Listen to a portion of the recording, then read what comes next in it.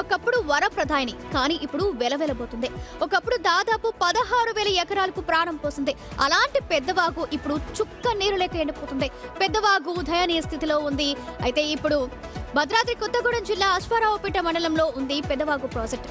2024 జూలైలో వరదల కారణంగా ప్రాజెక్టు కట్టకు సుమారు 500 మీటర్ల గండి ఏర్పడింది. దీంతో వరదలతో ప్రాజెక్టు ధ్వంసమైన అనంతరం గేట్లను దించకపోవడంతో చుక్క నీరు కూడా నిలిచే స్థితి లేదు. ఓవైపు ఎల్నినో ప్రభావం, మరోవైపు ప్రాజెక్టు పనికి రాకుండా పోవడంతో రైతులు పంట సాగుకు తీవ్ర ఇబ్బందులు ఎదుర్కోవాల్సి వస్తుంది. ప్రతి ఏడాది ఆగస్టులో నిండు కుండలా ఉండాల్సిన ప్రాజెక్టు ఇప్పుడు ఎక్కడికక్కడ ఎండిపోయి కనిపిస్తోంది.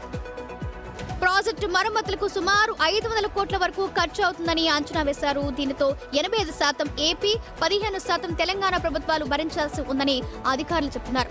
రెండు రాష్ట్రాల మధ్య సమన్వయం లేకపోవడంతో ప్రాజెక్టు పునర్నిర్మాణ పనులు ఆలస్యమవుతున్నాయని రైతులు అంటున్నారు. ప్రకృతి విధ్వంసానికి 2 ఏళ్లు పూర్తయినా కట్ట మరమ్మతులకు నోచుకోకపోవడంతో ఇప్పుడు 4 పంటలు కోల్పోయారు. ఇలానే కొనసాగితే తమ పరిస్థితి ఏంటని ప్రశ్నిస్తున్నారు రైతులు. దీనికి సంబంధించి మరింత సమాచారం మా ప్రతినిధి ఖమ్మం నుంచి భాస్కర్ అందిస్తారు.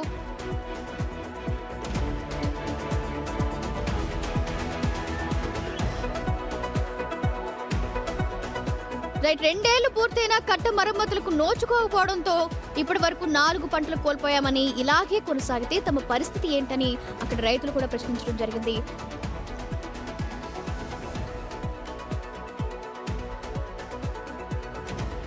ఇదే విషయానికి సంబంధించి మరింత సమాచారం మా ప్రతినిధి భాస్కర్ అందిస్తారు. భాస్కర్, అప్డేట్స్ ఏంటి?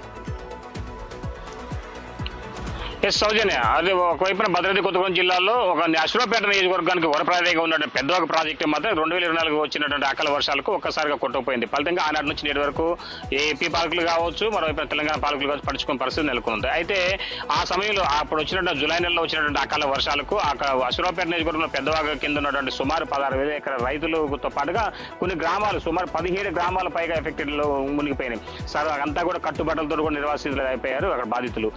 ఒకవైపున ప్రాణాలతో వాళ్ళంతా కట్టుబడితో ప్రాణాలు కాపాడుకోగా, మరోవైపు మాత్రం వాళ్ళంతా కూడా ఆ సర్వం పంటను కూడా కోల్పోయే పరిస్థితి నెలకొంది. ఆ సమయం నుంచి నేటి వరకు కూడా 2 సంవత్సరాలు గడుస్తున్నా కానీ ఆ ఏపీ ప్రభుత్వం కనీసం స్పందించిన పరిస్థితి నెలకొంది.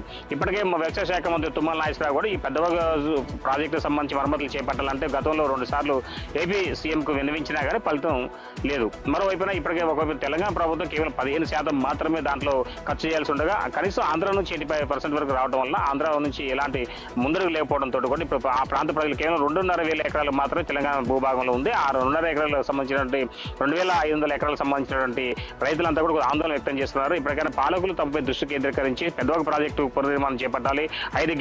3 గేట్లతో పూర్తి స్థాయిలో నిర్మాణం చేపట్టాలి. ఇప్పటి వరకు అంటే గేట్ల నిర్మాణం కోసం సుమారు 3 కోట్ల రూపాయల పైగా నిధులు ఖర్చు పెట్టారు కానీ ఇప్పుడు అంతా వృధాగా అయిపోతుందంటూ కూడా ఆవేదన వ్యక్తం చేస్తున్నారు.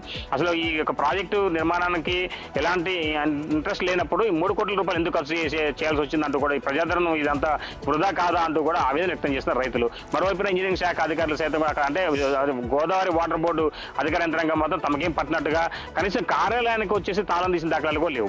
అంటే అక్కడ ఉన్నటువంటి సిడబ్ల్యూసీ అధికారులు కావచ్చు, గోదావరి బోర్డు సంబంధించినటువంటి ఉద్యోగులు కావచ్చు, బేసిన్ సంబంధించినటువంటి ముఖ్య కార్యనిర్వాహకులు కావచ్చు, ఈ పెద్దవాగు ప్రాజెక్టుకు సంబంధించి ఏపీ సీఎంకి పలుమార్లు విన్నవించడం చేసినా సరే వాళ్ళు పట్టించుకోవడంపై వీళ్ళు కూడా తమకేం పట్టినట్టు లేదన్నట్టుగా కనీస కార్యాలయానికి వచ్చి తాళాలు తీసిన దాఖలాలు కూడా లేవంటూ కూడా వాపోతున్నారు రైతులు.